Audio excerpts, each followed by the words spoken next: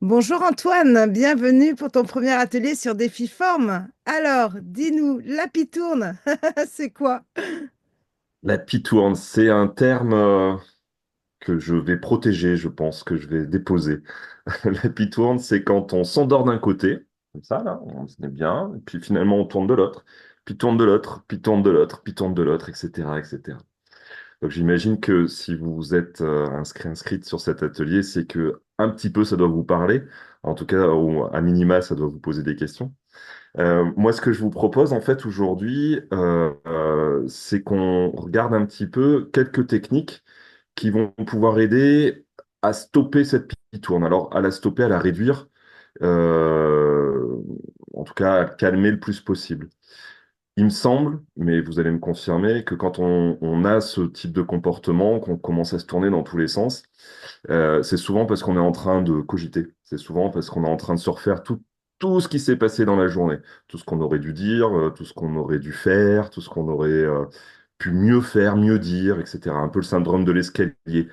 Mince, j'aurais dû dire ça à ce moment-là quand il m'a parlé. Enfin bon, voilà. C'est tous ces trucs en fait qu'on va ruminer de la journée. Aline, je te vois hocher de la tête, c'est que ça te parle. Bon, super.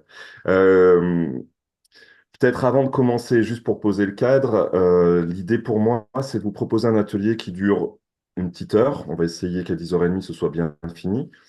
Euh, et on va parler d'hypnose et d'auto-hypnose, puisque c'est vraiment avec ces outils-là que moi je travaille. Pour que vous sachiez un petit peu dans quelles mains vous êtes, moi je m'appelle Antoine Montel, je suis hypnothérapeute. Ça fait 2 ans que j'ai monté mon cabinet, mais ça fait 28 ans maintenant que je commençais à travailler dans l'accompagnement. À cette époque-là, j'ai rencontré l'éducation populaire. J'ai accompagné plein de publics différents, que ce soit des jeunes, des moins jeunes, des publics en difficulté, des publics toxicaux, des publics de foyer, etc. Et à cette époque-là, en fait, j'avais découvert un concept que j'ai adoré, qui était que tout le monde peut évoluer. Alors, c'était super cool, mais par contre, je pense que j'avais rien compris à ce que ça voulait dire. Et j'ai mis beaucoup, beaucoup de temps à comprendre et je suis même pas sûr qu'aujourd'hui j'ai toutes les réponses par rapport à ces questions-là. Euh, voilà, bon, en tout cas, c'est une question qui m'a vraiment mené et dirigé dans toutes mes expériences pro. Je suis parti un petit peu à l'étranger pendant quelques années et quand je suis revenu, bah, j'ai travaillé dans une école de la deuxième chance où j'ai accompagné des jeunes sur apprendre à apprendre. Comment on faisait quand on revenait de stage et qu'on avait l'impression de rien apprendre. Et c'est à cette époque-là que j'ai découvert l'hypnose, donc ça fait plus de 10 ans maintenant que je pratique ça. Il y a 2 ans, j'ai monté mon cabinet et donc depuis 2 ans, je suis à mon compte. Je travaille avec des publics qui veulent changer de comportement, un comportement gênant, la pitourne. Et je travaille avec des publics soit en présentiel, je suis à côté de Clermont-Ferrand, soit en visio, avec toute la francophonie. Ça, c'était pour me présenter rapidement. Euh, Est-ce que, avant de commencer vraiment et de rentrer vraiment dans le vif du sujet, est-ce qu'il y a des gens qui ont une question spécifique? Peut-être qu'on pourra l'aborder pendant l'atelier ou peut-être qu'on l'abordera à la fin sur des questions-réponses à la fin. Je ne sais pas si vous souhaitez aborder un truc en particulier. Non, c'est bon. On est bon? Ok, super. Donc, on va parler d'hypnose. Alors, pour parler d'hypnose, il faut aussi quand même qu'on comprenne un petit peu ce qu'est l'hypnose. On a souvent en tête Mesmer à la télé. Mesmer, il a un super pouvoir, c'est la mise en scène. Quand on voit Mesmer, on a l'impression qu'il prend le pouvoir sur les gens. Ça, c'est de la mise en scène. La réalité qui est derrière ça, c'est qu'en fait, Mesmer, là où il est très très fort, c'est qu'il va sélectionner les gens pour que les gens qui ont le plus envie de rentrer en hypnose rentrent en hypnose sur scène et que ce soit spectaculaire. Là, le but du jeu, forcément, c'est pas d'être spectaculaire. Aujourd'hui, le but du jeu, c'est pas d'avoir des trucs de dingue où les gens vont se retrouver à faire la grenouille sur les vidéos de Judith. On est bien d'accord. Là, le but du jeu, c'est que chacun trouve le meilleur moyen pour lui de rentrer en hypnose. Pour moi, l'hypnose, c'est de l'auto-hypnose. Ça n'existe que par l'auto-hypnose. Il n'y a que les gens qui ont envie de vivre l'expérience qui peuvent vivre l'expérience. Donc à aucun moment je vais prendre le contrôle sur vous, à aucun moment je vais vous faire dire des choses que vous ne voulez pas, à aucun moment vous allez faire des choses que vous ne voulez pas. C'est OK pour vous ça? La deuxième chose qui est assez importante, c'est que je propose des consignes, je propose des choses à tester. Charge à vous de les tester le mieux possible. Alors, le mieux possible, encore une fois, c'est pas de faire les choses extraordinaires, c'est juste d'être le mieux possible pour soi. Par exemple, si je demande aux gens d'imaginer quelque chose, euh, bah, ça va dépendre des gens, l'imagination. Moi, si on me demande d'imaginer un acteur célèbre, j'ai une silhouette qui apparaît là. Euh, je sais que c'est lui, mais je suis incapable de le décrire. Par contre, j'ai des clients, quand on leur demande d'imaginer un truc, eux, c'est un cinéma dans leur tête. Ils ont le son, l'image, l'odeur, etc. Ok, entre les deux, tout est possible. Il n'y a à aucun moment une obligation de faire les choses parfaitement. Il y a juste une obligation d'essayer, une obligation de se dire, tiens, allez, je tente. Et si à un moment donné, il y a une consigne qui ne vous convient pas, bah, il suffit de pas la suivre. Ou alors il suffit carrément de dire, bah non, en fait, ça me saoule, je sors du truc. Et comme ça, on revient tranquillement ici et maintenant. Ça va? Est-ce que vous êtes prêt à tester? Aline, est-ce que tu es prête à tester? Euh, je vais dire Clément, mais parce que c'est ce qui est décrit, mais t'es prête à tester? Désolée, je remets mon prénom Non, maintenant. pas de souci, pas de souci. C'est bon pour vous? Cool. Je m'adresse qu'à vous parce que les autres ont éteint, donc je respecte le fait que les autres aient éteint. Euh, la première chose que je vais vous demander, c'est de, si vous êtes OK pour suivre les consignes, c'est de fermer les yeux. Et en fermant les yeux, de détendre au maximum tous les petits muscles des yeux. Un peu comme si les paupières du haut allaient se coller avec les paupières du bas. Et d'étendre tellement les paupières, de relâcher tellement les paupières, que vous allez faire en sorte que tous les petits muscles autour des yeux ne fonctionnent plus. Quand vous aurez atteint ce niveau de détente le mieux possible pour vous, ce que vous ferez, c'est que vous testerez. Simplement tester en essayant d'ouvrir les yeux et en vous rendant compte que c'est extrêmement difficile d'ouvrir les yeux. Et quand vous arrêterez d'essayer, vous pourrez relâcher 2 fois plus tous les petits muscles autour des yeux. Ok. Maintenant que vous avez commencé à mettre en place cette détente volontaire sur les yeux, vous allez pouvoir étendre cette détente sur l'ensemble du visage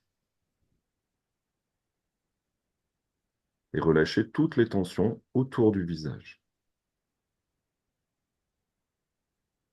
Et pendant que vous continuez à garder cette détente volontaire sur les paupières, garder cette détente volontaire qui s'étend de plus en plus sur le visage, vous pouvez vous rendre compte que la respiration commence déjà à évoluer tranquillement. Et puis cette détente va pouvoir s'installer de plus en plus sur les épaules, sur la nuque, et descendre comme ça une première fois, couler, glisser sur toutes les tensions superficielles du corps, jusqu'à arriver au bas des pieds, au bout des orteils. Une première fois. Et puis, une deuxième fois, cette détente va pouvoir s'installer du haut du crâne jusqu'en bas des pieds, en coulant, glissant, et en passant par tous les muscles qui auraient besoin de se détendre 2 fois plus. Exactement comme ça. Alors, une troisième fois, vous pouvez laisser couler, glisser cette détente, passer par tous les muscles un peu plus profonds qui voudraient se relâcher maintenant. Exactement comme ça. Et pendant que vous continuez à suivre mes consignes, que la relaxation s'installe de mieux en mieux, de plus en plus, vous pouvez continuer à sentir la respiration qui évolue et simplement laisser couler, glisser encore plus profondément la détente. Dans un instant, je vais compter de 5 à 0 à chaque chiffre. Vous allez multiplier par 2 le niveau de détente. 5, 2 fois plus détendu. 4, 3, 2, 1 et 0, profondément détendu. Exactement comme ça. Super. Alors, dans un instant, ce que je vais vous proposer, c'est de commencer avec le chiffre 100. Vous allez vous dire dans votre tête, et quand le chiffre 100 va s'effacer, vous vous direz à vous-même 2 fois plus détendu. Alors, on passera au chiffre 99, que vous effacerez, 2 fois plus détendu. 98, effacé, 2 fois plus détendu. Ainsi de suite, jusqu'au chiffre 96 ou 95, où tous les chiffres vont s'effacer, ne voudront plus venir. Vous pouvez démarrer maintenant avec le chiffre 100 dans votre tête. 100. 2 fois plus détendu. 99.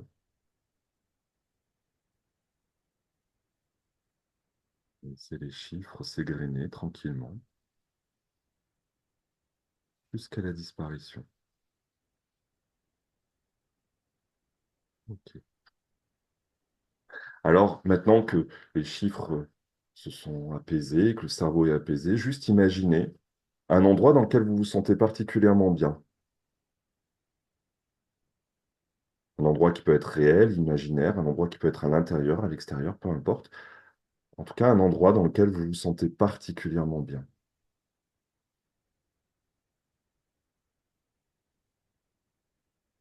Et dans cet endroit où vous vous sentez particulièrement bien, juste repérer un détail, un lieu.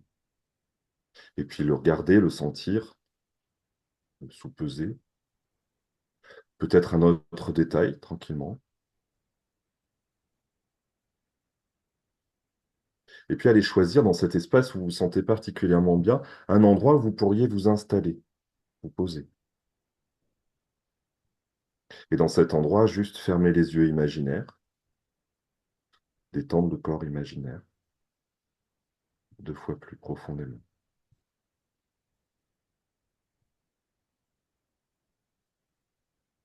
Exactement comme ça.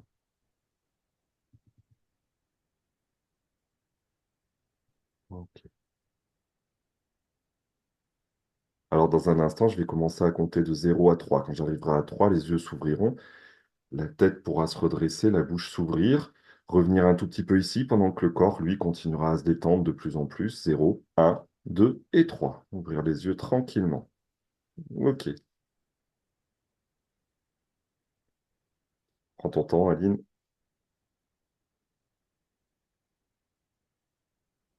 Ok. Est-ce que tu es ok pour partager 2 secondes, Aline, sur ce qui s'est passé pour toi?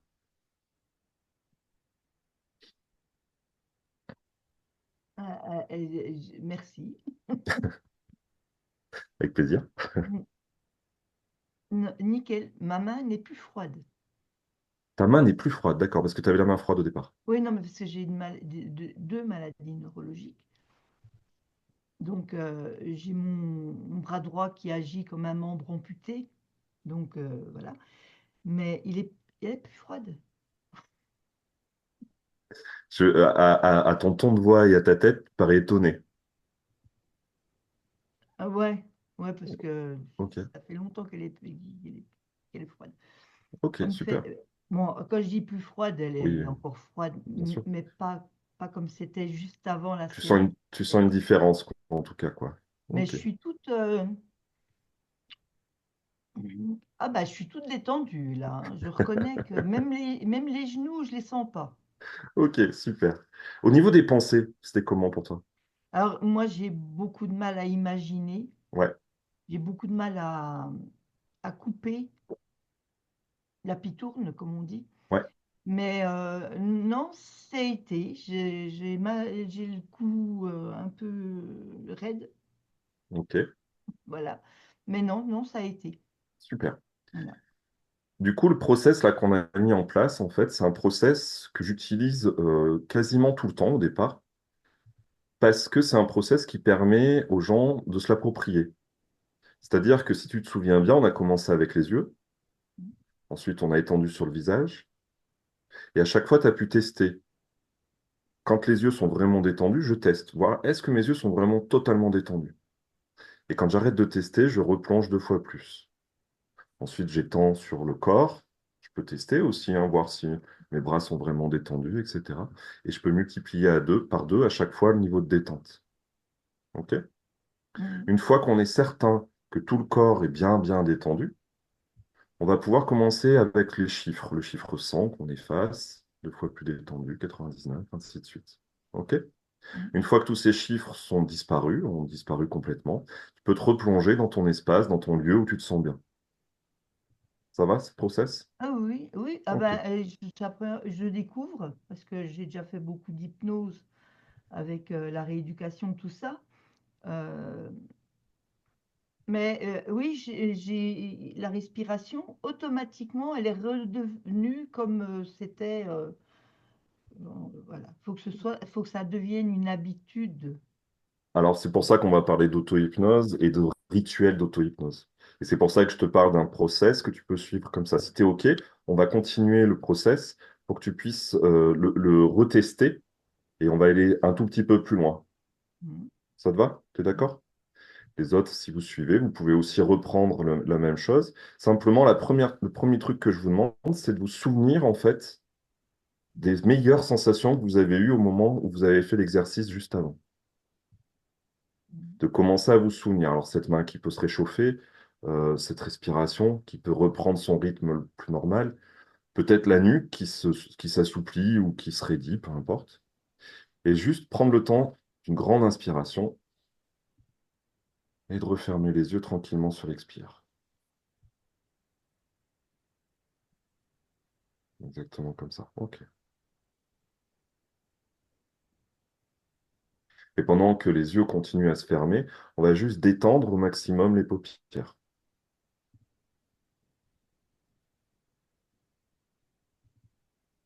Tellement détendues que les paupières, on n'aura même plus envie d'essayer de les ouvrir.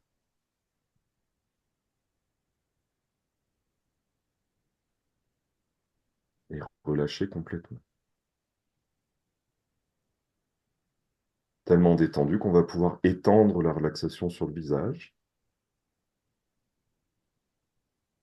les épaules, tout le corps. Exactement comme ça. Alors on va pouvoir aussi laisser vraiment couler la détente sur tout le corps. Toutes les tensions superficielles vont partir comme si on prenait une douche de détente.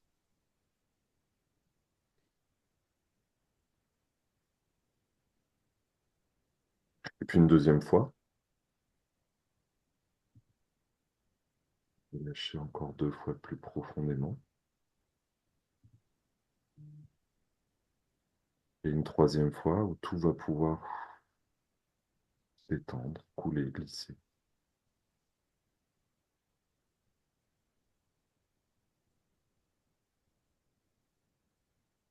Détendre tellement les muscles des bras qu'on va pouvoir tester que les poignets sont tellement lourds qu'on n'arrive même plus à avoir envie de les soulever.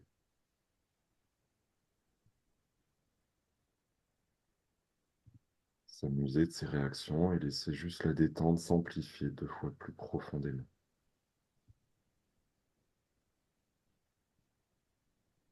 Quand je vais compter de 5 à 0, à chaque nombre, ça va multiplier par 2, 5, 4, 2 fois plus détendu,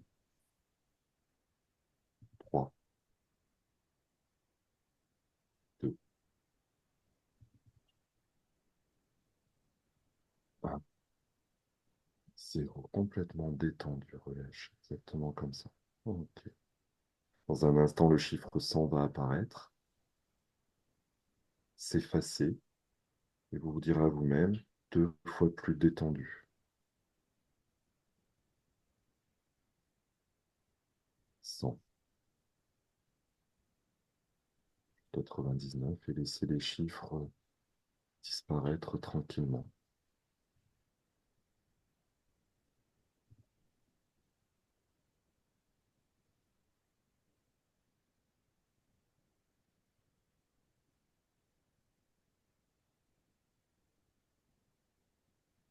Et retrouver cet espace où on était particulièrement bien, cet espace réel ou imaginaire. Parfois même l'espace change un petit peu d'une expérience à une autre, mais juste laisser cet espace revenir, repérer un détail, un autre, un troisième, prendre le temps vraiment d'observer, de sentir, d'entendre,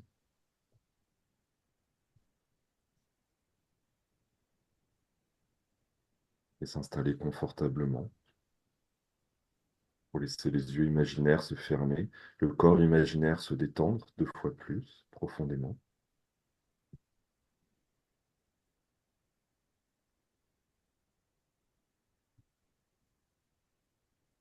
Ok, exactement comme ça. Alors dans cet espace où on est particulièrement bien, je vais vous demander un truc. Je vais vous demander de vous souvenir de ces moments d'endormissement ces moments où vous avez réussi à vous endormir et retrouver la sensation physique de l'endormissement. Chez certaines personnes, c'est une sensation un peu de chute. Chez certaines personnes, ça va être une sensation particulière dans un endroit particulier du corps. Je sais que certaines personnes ont aussi cette sensation un peu de tourbillon dans le cerveau qui aspire un peu. Juste retrouver la meilleure sensation d'endormissement que vous avez pu avoir jusqu'à présent.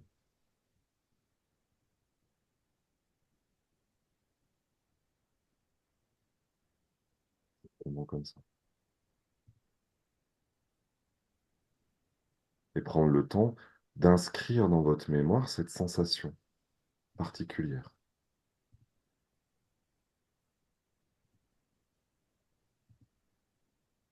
À tout moment, si une de mes consignes n'est pas claire, vous pouvez tout à fait la transformer, la modifier pour qu'elle corresponde exactement à ce dont vous avez besoin tout de suite maintenant.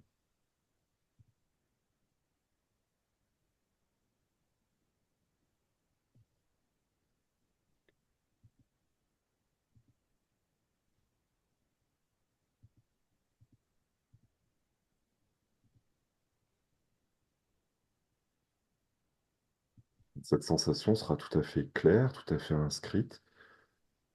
Vous pourrez juste prendre le temps d'une grande respiration et rouvrir les yeux tranquillement à votre rythme quand vous aurez décidé.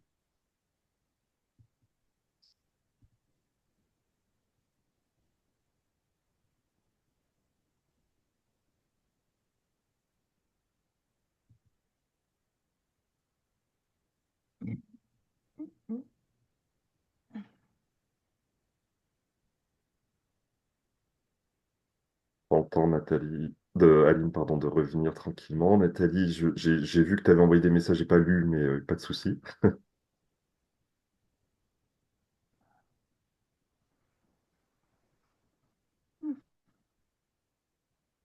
Ça va, Aline? Oui, oui, oui, Cool. oui.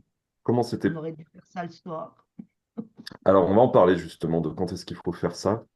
Et on va discuter un petit peu plus euh, technique, on va dire, dans la suite de l'atelier, si tu veux bien. Mais c'est une bonne remarque, on aurait dû faire ça le soir. Euh, je suis pas sûr qu'il faut le faire le soir.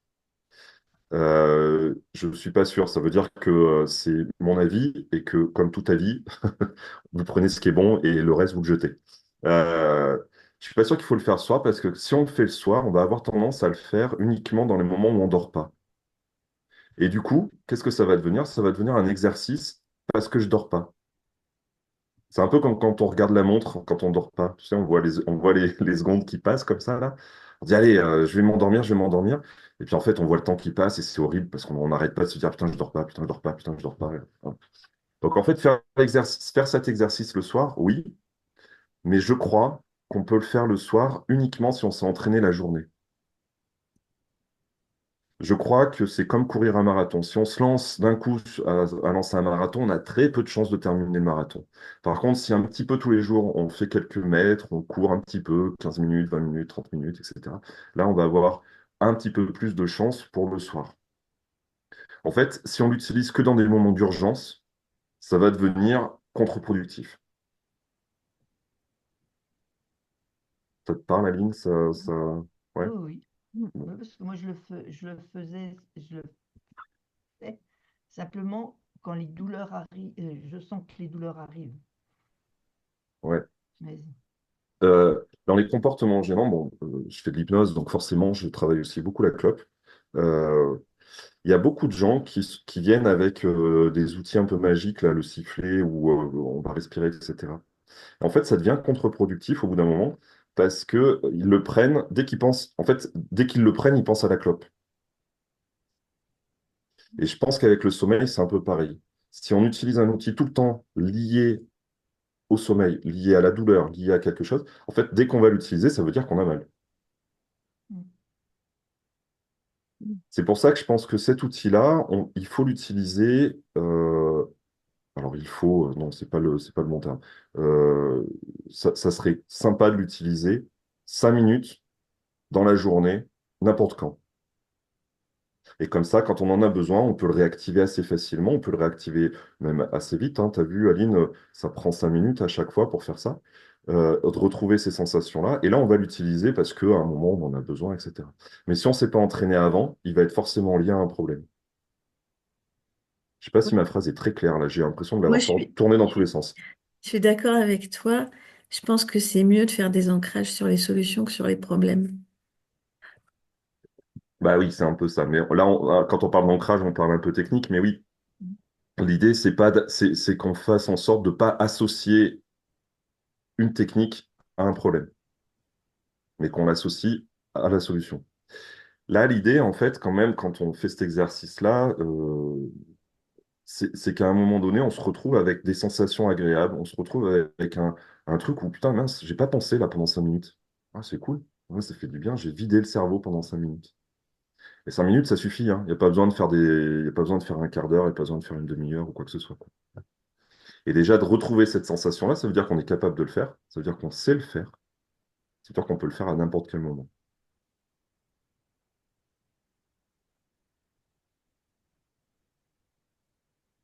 Mhm. Je te sens pensive, Aline. Oui, oui, oui, oui, mais oui, je devrais le faire plus souvent, plus régulièrement, à des moments différents pour pouvoir, ouais, pour que ça devienne un automatisme. Je le fais avec la respiration, le cohérence cardiaque. Mm. Trois fois, puis c'est bon, c'est reparti. Mais l'auto-hypnose, j'ai du mal. Mm. Ok. Mais ça va dans tous les sens dans la tête. Est-ce que ça allait dans tous les sens là quand on l'a fait là, tout de suite? Les yeux bougeaient pas mal. Ouais, ok. C'est la sensation que j'ai eue. Parce que j'ai pensé à un endroit que j'aime bien, mais un endroit que j'aime bien, il y a beaucoup de choses à voir. Donc tes yeux ont bougé pour regarder. Donc ils ont bougé pour regarder. Et c'est cool. Mais personnellement, j'ai pensé à rien du tout. Non, mais voilà. Ça, c'est vrai. Ouais, super, génial. Euh, alors, ça peut paraître un peu paradoxal que je parle d'auto-hypnose et que je guide. Euh, c'est une auto-hypnose avec un accompagnement. On a fait jusque-là. Du coup, si vous êtes OK, je vous propose de le faire vraiment tout seul, là. Vraiment tout seul en cinq minutes. Donc, juste Oui. tester. Ah, tu verras que tu dormiras pas. Si tu t'endormais, t'entendrais pas les consignes et t'entendrais pas le moment où je dis je recompte jusqu'à 3 pour revenir ici. Oui. Par contre, on est d'accord que c'est une sensation qui est un peu flottante. Mm. Euh, Parfois, on peut avoir l'impression d'être un peu en dehors de soi et de regarder un peu la scène vue de haut ou vue de bas. Enfin bon, voilà. Et c'est tout à fait normal. Un truc un peu, ouais, c'est ça, flottant. Du coup, je vous propose de retester l'exercice. Donc, soit de le tester vraiment 100% tout seul, soit Nathalie, je pense que tu connais déjà des choses, donc peut-être que tu peux utiliser toi tes techniques à toi. Et si les gens qui suivent veulent revenir en arrière pour revoir un peu le process, il n'y a aucun souci. En tout cas, l'idée, c'est de retrouver vraiment les sensations les plus simples, les plus agréables, et de le faire assez rapidement. OK? Moi, je préconise ce rituel parce que je le trouve simple à mettre en œuvre. C'est un autre rituel qui vous parle plus. Vous prenez le rituel qui vous parle plus. OK? Donc, je redis mon rituel, les yeux, le visage, le corps, la respiration, on fait gaffe à sa respiration. Une fois que tout est détendu, qu'on est sûr d'être détendu, les chiffres, 100, 99, 98, et on se plonge dans son lieu agréable. OK? Je te laisse faire, Aline, et je te laisse gérer le temps, tranquillement. Ce qui va être intéressant, c'est que tu vas te rendre compte que tous les petits sons qui peuvent apparaître à droite, à gauche, même ma voix à des moments, peuvent juste te permettre d'amplifier encore 2 fois plus le niveau de détente et d'hypnose.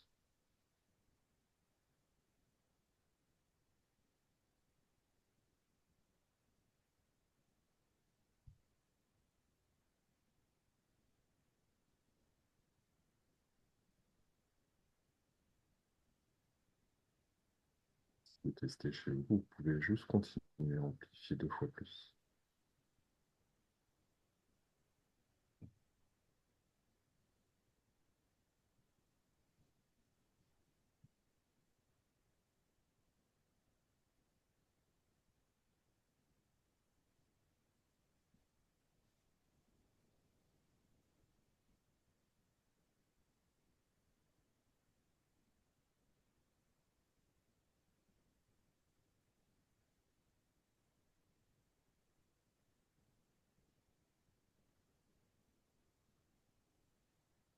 Comme ça.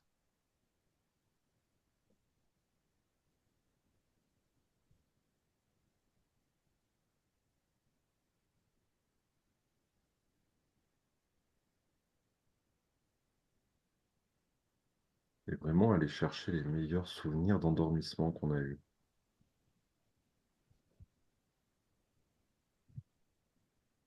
Les souvenirs de ces sensations.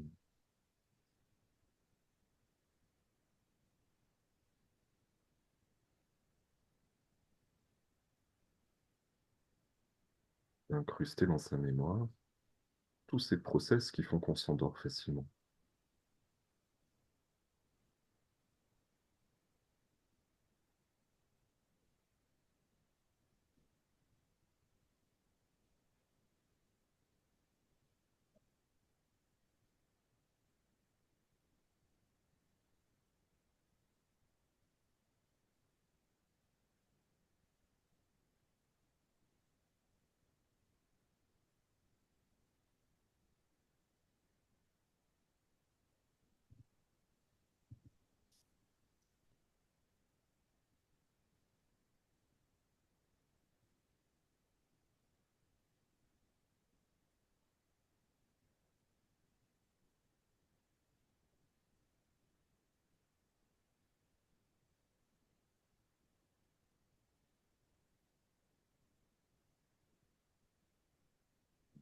Tranquillement, commence à revenir ici et maintenant.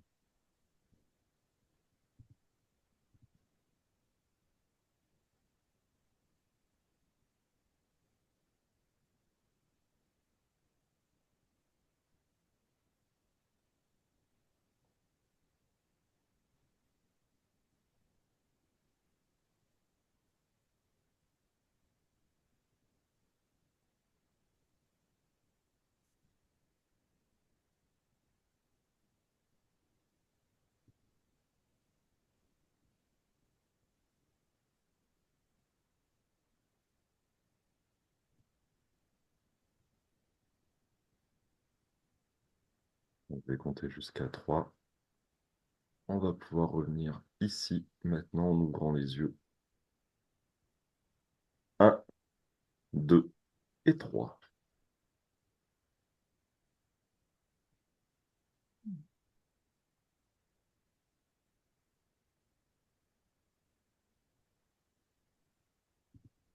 Ah, le parasympathique. Ah, ça c'est ouais. J'ai pas compris. Euh, Effectivement, le parasympathique, c'est le système nerveux. C'est le système nerveux qui met la pédale de frein sur toutes nos sensations, surtout ce qu'on... Est-ce que l'hypnose active vraiment le parasympathique? Je sais pas. En tout cas, je pense que c'est une... Il y a un lien de cause à effet, mais pas forcément direct. Je suis pas sûr que l'hypnose en elle-même active le parasympathique, pardon. Par contre, euh, le fait qu'on soit en train de respirer, le fait qu'on soit en train de se poser, va l'activer. Oui, mais Mais c'est ça. ouais. C'est ça, parce que j'ai l'impression qu'il me titille, il me fait des petits pics, des petits fourmillements, il est pas sympathique. Il Ah, il essaye est. j'ai l'impression qu'il essaye de me sortir de là où je veux aller, de me Ah, ok. détourner la pensée pour, oui, vous voyez ce que je veux dire? Je suis pas sûr, mais en tout cas, ce que tu ressens, c'est qu'à des moments, tu as à la fois le corps et à la fois le cerveau qui veulent avoir d'autres sensations que ce que tu aimerais toi. Mmh. C'est ça? Oui, un peu. Ouais. Et ben, c'est pas grave. Dans ces cas-là, prends-les, ces sensations-là. Et laisse-toi juste emmener pour voir ce que ça fait. Si ton cerveau il part à droite à gauche, laisse-le partir à droite à gauche. Essaye pour voir. Parce qu'en fait, souvent, on cherche une solution en répétant ce qui marche pas.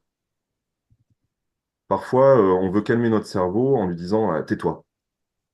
Sauf qu'en fait, comme il est en train de nous parler, bah, peut-être que la solution, plutôt que de lui dire tais-toi, c'est parle plus fort. Je vais passer mon temps à faire des trucs comme ça. Ok, ça serait gênant. Mhm. Mais ça m'emmène aussi à une réflexion sur le sommeil. Euh, Parfois, on s'obstine avec une solution qui marche pas. Quand on n'arrive pas à trouver le sommeil, bah, des fois, ça vaut le coup de se lever. Ah, mais Ça vaut moi, le coup ça vaut le coup de se lever, ça vaut le coup d'aller, je sais pas moi, ranger un truc. Bon, si on est tout seul, parce que si forcément, s'il y a du monde et qu'on se met à ranger, ça va être un peu compliqué. Mais d'aller se poser dans le salon, voilà. Des fois, il faut arrêter de s'obstiner à faire à partir dans une solution qui ne fonctionne pas. Je vais prendre un exemple très concret, hein. Lundi, je me suis réveillé à 3 heures. Impossible de me rendormir. Eh ben, on se lève. Je me suis levé, je suis allé faire ce que j'avais à faire. Voilà, bon, ben, voilà, c'est pas. En fait, à la limite, c'est presque mieux de faire ça, et de se dire, bon, bah, c'est pas grave, de toute façon, au pire, je vais être crevé ce soir et je dormirai bien ce soir. Euh, Plutôt que de s'obstiner à vouloir dormir et pas y arriver. Et du coup, on parlait d'ancrage tout à l'heure, on va ancrer que dans son lit, c'est compliqué. On va ancrer que quand je suis allongé dans cette position-là, je n'arrive pas à dormir. Et du coup, à chaque fois qu'on va retourner dans son lit, on va se rappeler, ah mince, hier, j'ai pas réussi à dormir, j'ai pis tourné pendant toute la soirée, c'était compliqué. Non, le lit, c'est fait pour dormir. Si on n'y arrive pas, on se lève, on s'en va, on va faire autre chose. c'est ce que je fais. Moi, je me couche pas tant que je suis pas fatiguée. Ah, et alors là, on va passer à une autre étape des questions de l'endormissement. Les rituels. Moi, je suis un grand, grand fan de rituels. Je pense vraiment que avoir des rituels, c'est important. Parmi ces rituels, il y a le fait d'avoir un rituel fixe. Essayer d'aller se coucher à peu près à la même heure. Je sais, ouais, je sais. Mais ce qui est compliqué, c'est que de la même manière, si on repousse le moment d'aller se coucher, qu'est-ce qu'on risque de faire? On risque d'ancrer en fait le fait qu'on n'a pas envie. On risque d'ancrer le fait que ça va être compliqué. On se dit, ah, je vais pas me coucher maintenant parce que là, sinon, j'y arriverai jamais, ça va être mort. Ça te parle? Non, moi c'est pas ça. Ah, ok. Tant que je ne suis pas fatiguée, parce que comme j'ai ma maladie neurologique, il Ouais. faut savoir que quand j'ai du poids sur mon corps, sur la peau, c'est comme si j'avais un tapis d'aiguilles qui se mettait sur moi. Et oui, mais là, du coup, on est sur autre chose, ouais, Voilà, effectivement. donc tant que réellement le cerveau n'est pas détendu, parce que je me détends en tissant des perles, euh, voilà, j'ai pas pu dormir avant 2h30 aujourd'hui. Mm. Mais bon, c'est pas grave. Non, alors, et c'est ce que j'allais dire. Un comportement, c'est pas grave, en fait. C'est juste quand c'est gênant qu'il faut trouver des solutions. Ouais. Non. Maintenant, c'est plus Euh, gênant. mm. En tout Et cas, donc, de manière euh, générale, on va dire, pour les gens qui pourraient suivre par ailleurs, avoir un rituel de coucher, comme les gamins, hein, c'est super important. Je sais pas, bon, on parle souvent de la lecture, mais ça peut être la lecture, ça peut être broder, ça peut être faire un truc calme. En tout cas, pas d'écran. Ça, il y a quand même pas mal d'études qui montrent que les écrans, faut essayer au max de les arrêter au moins 1 heure avant le coucher, parce que ça nous maintient éveillés. Je pense qu'on a tous vécu ça, d'être derrière son écran, de scroller. Et puis, à un moment donné, il est 1 heure du mat, on a été fatigué vers 10 heures, mais il est 1 heure du mat, et puis, bah, en fait, non, là, je suis excité, voilà. Les écrans provoquent ça, en fait. Ça empêche notre cerveau de se dire, là, c'est le moment d'aller se coucher. Donc, voilà. Si on peut éviter 1 heure avant les écrans, ça peut aider. Avoir un rituel le plus simple possible. Je me pose dans mon lit, je bouquine, je fais je sais pas quoi. Ça m'endort de scroller. Et ben, bravo, parce que c'est rare quand même, en vrai. moi, personnellement, c'est pas les écrans. Je peux regarder, je peux faire comme Judith, mais comme je me couche quand je sens que la fatigue vient, si je fais quelque chose et que j'écoute pas ce petit message, je suis repartie pour 1 heure et demie, 2 heures, hein. Voilà, Donc, oui, je m'écoute tous les soirs, je m'écoute pour sentir ce petit ce moment moment de... où je Ouais, dois y aller. Je lis même pas un chapitre et ça y est, je dors. ok, super. Après, il y a aussi, je pense, Judith, mais là, je parle sous ta gouverne, je ne sais pas trop comment dire. Je pense qu'il y a peut-être aussi des produits, des choses qui peuvent aider aussi parfois à s'apaiser, à se tranquilliser, à retrouver un peu le sommeil et des choses comme ça. Je sais, je suis moins expert dans le domaine, mais il me semble que toi, tu l'es. Oui, bah oui, je prends des minéraux, mais c'est vrai que moi j'ai l'habitude de... C'est ce qui va... Et quand je sens que je m'endors, hop, je pose le téléphone et je dors. Ouais, moi, Ouais, les écrans, Et c'est bon, il y a possible des gens, c'est comme le café, tu sais, il y a des gens qui sont moins réactifs que d'autres, en fait. ouais, c'est possible que Mais les minéraux influent, c'est sûr, c'est fait pour ça, de prendre les minéraux avant de se coucher. mm, Euh, faudrait que je fasse l'essai sans prendre les minéraux ou sans prendre le téléphone, voir si ça change. Quelle est la hmm, cause à effet? ouais. Et là, tu dis un truc que j'aime bien et qui est vraiment en plus le cœur de ma pratique, c'est qu'on ne sait pas en vrai tout ce qui marche ou tout ce qui ne marche pas. Et donc c'est cool d'aller tester, d'aller tester. Alors tester, si on teste pendant 2 jours, c'est sûr qu'on ne saura pas vraiment. Mais tester sur le long terme, 1 mois, 2 mois, de voir, de sentir les effets et de garder ce qui marche le mieux en fait. Ça c'est cool ça. moi j'ai ajouté des compléments alimentaires, hein, puisque j'en vends aussi. Mais je reconnais que depuis que j'ai ajouté ces 2 compléments le soir avec mon traitement, je m'endors plus facilement avant minuit qu'après 3 heures du matin. Ok. Donc, voilà. Et je sais, parce qu'il m'arrive d'oublier de prendre mes médicaments. C'est con, mais il m'arrive d'oublier. Voilà. Et ben, quand la fatigue ne vient pas,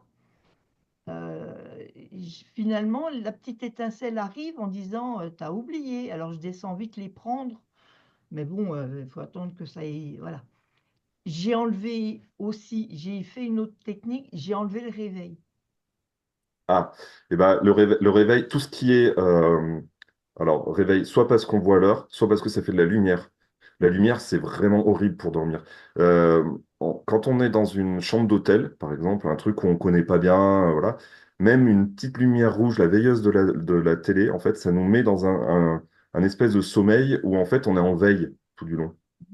Donc, alors, c'est pareil, hein, c'est des préconisations, on le fait quand on peut, on le fait quand on y pense, on le fait quand... voilà. Mais mettre un scotch sur les lumières quand on n'est pas chez soi, ça aide vachement à dormir aussi. Parce qu'en Ouais. fait, notre cerveau va pas se lâcher complètement. On a encore quelques instincts primaires qui nous disent, il y a lumière, il y a danger, quoi. Donc, on est toujours un peu vigilant. Les réveils, c'est ça. Alors, ça peut être soit parce que ça éclaire, soit parce que effectivement on voit le temps qui tourne, etc. Mm. Et il n'y a rien de pire. C'est comme quand on est dans un avion et qu'on voit l'avion qui avance comme ça. Ça nous paraît long, c'est une horreur. Non, non, Euh, Pardon. mon mari, il peut pas dormir avec un petit truc de lumière, il peut pas dormir. Moi, vous pouvez tout mettre, la lumière, machin, quand je m'endors, je m'endors. Ouais.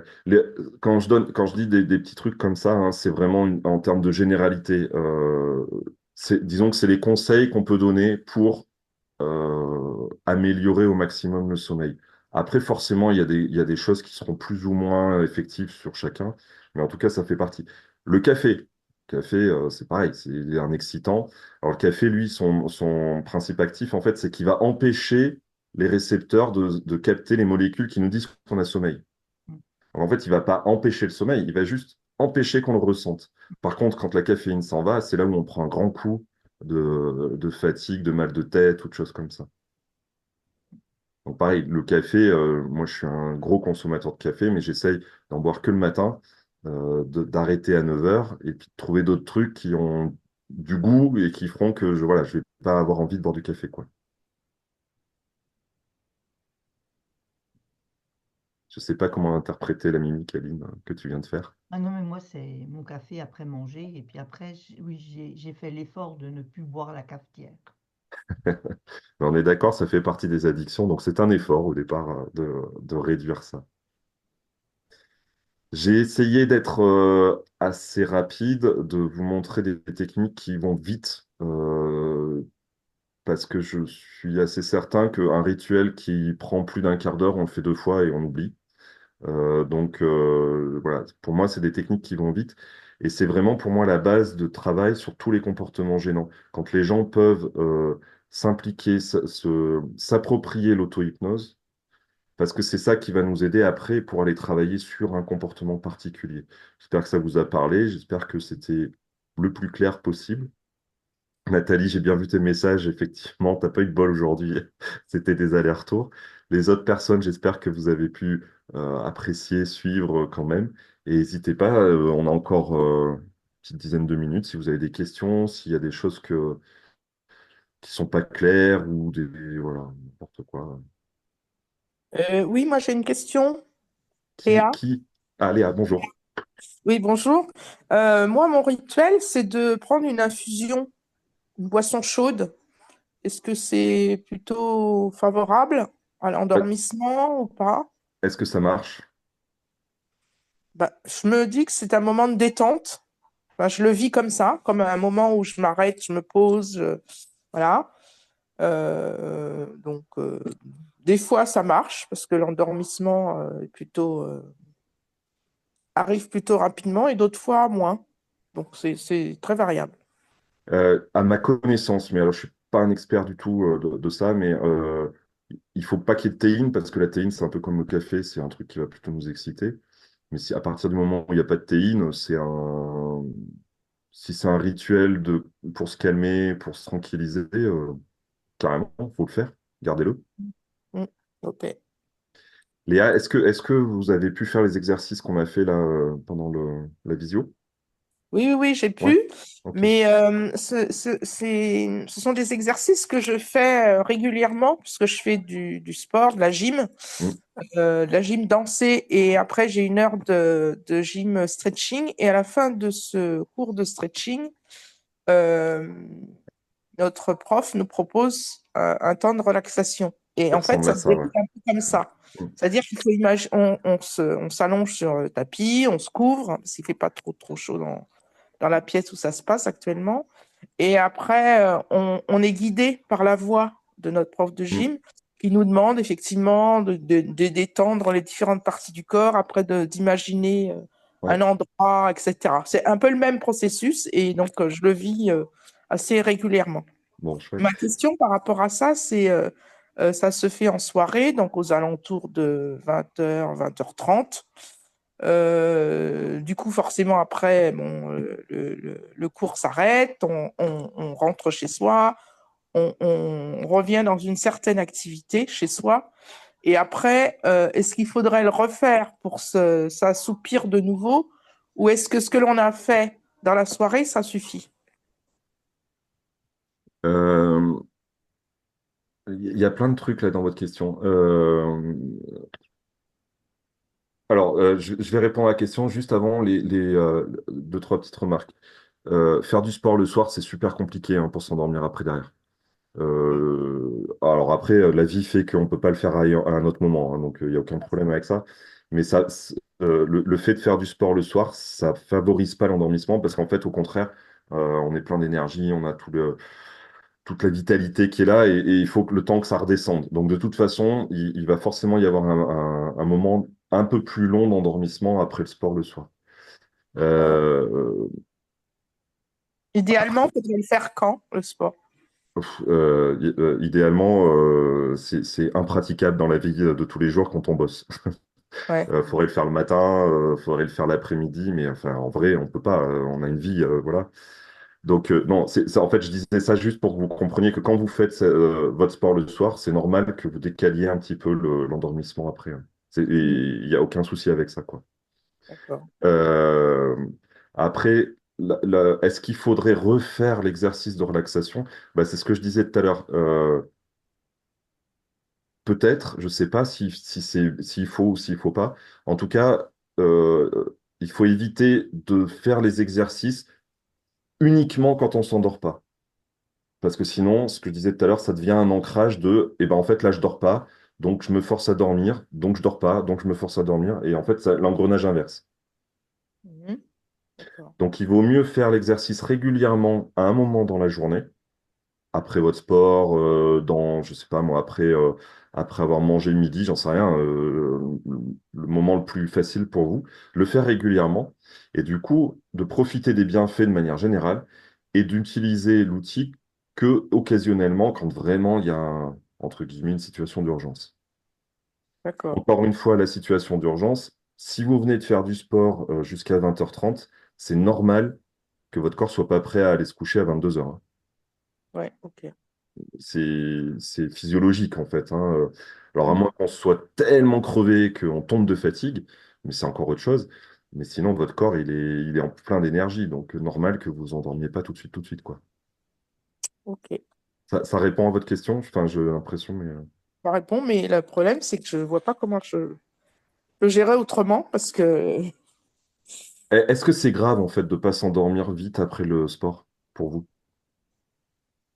non, mais Donc, il du n'y a pas coup, de je problème. m'endors très tard. Je m'endors très très tard. Ah, en fait, la question, ça va être juste une question de balance. Est-ce que les bienfaits que vous avez à faire du sport sont suffisants et compense le fait que ben, ces jours-là, effectivement, vous vous endormez tard parce que forcément, physiologiquement, vous êtes obligé de vous endormir tard après derrière. La question, elle est vraiment sur la balance, en fait. Mhm. Je pense que des fois, c'est pas grave de s'endormir tard. Si ça nous a fait du bien de faire du sport, si ça nous a fait... Bah, ok, cool, super. Profitons-en, quoi. Mais effectivement, il n'y aura pas de solution miracle pour, après le sport, dire à notre cerveau, allez, hop, je dors, c'est fini, on n'en parle plus. C'est- Mhm. Ça marchera pas. Le problème C'est... aussi, c'est que mais pour moi, c'est un moment de détente. Je joue beaucoup au Scrabble en ligne à la fin de mes journées. Donc, Hmm. Donc avec un écran, c'est ça? oui, Ouais. oui. Avec l'écran, avec le téléphone. Hmm. Bah après, Mais c'est... pour moi, c'est un moment de détente. C'est un moment où je suis plus en activité professionnelle. J'ai fait tout ce que j'avais à faire. Je me pose et je fais quelque chose qui me plaît. Mais effectivement, c'est, je sais pas, à 23h, minuit. Encore une fois, hein, ce que j'ai dit tout à l'heure sur les choses qui peuvent aider à l'endormissement, c'est des généralités. Si après, derrière, le Scrabble vous fait du bien et ça vous permet de vous endormir, voilà, bah, jouez au Scrabble, hein. J'ai envie de Mhm. dire, y a pas de souci. La vraie question, c'est est-ce que ça vous gêne de vous endormir un peu plus tard parce que vous jouez au Scrabble? Dans ce cas-là, c'est une autre problématique. Mais si ça vous fait du bien, si ça vous repose, si ça... Faites, Mhm. faites. C'est un rituel qui C'est un fonctionne. moment où je ne cogite plus. Je suis plus dans mon activité, je suis plus dans des choses à gérer, etc. Ça m'évade complètement l'esprit, quoi. Ouais. C'est sûr que tous les conseils qu'on va donner sur l'endormissement, c'est des conseils idéaux. C'est vraiment le monde idéal. Mais le monde idéal, c'est un monde de bisounours, ça n'existe pas. Donc Mhm. après, prenez ce qui vous va dans tous les petits conseils que vous pouvez avoir. Vous savez que les écrans, c'est pas top pour s'endormir. Ça, c'est Mhm. un fait. Mais après, si Judith, elle arrive à s'endormir en scrollant, eh ben, quel scroll? Si vous arrivez, après avoir joué au Scrabble, à vous endormir, ben, jouez au Scrabble. Mhm. Voilà, et les situations, elles ont. La vie, c'est pas un idéal. La vie, c'est pas un bisounours. Tout se passe pas comme exactement comme on voudrait.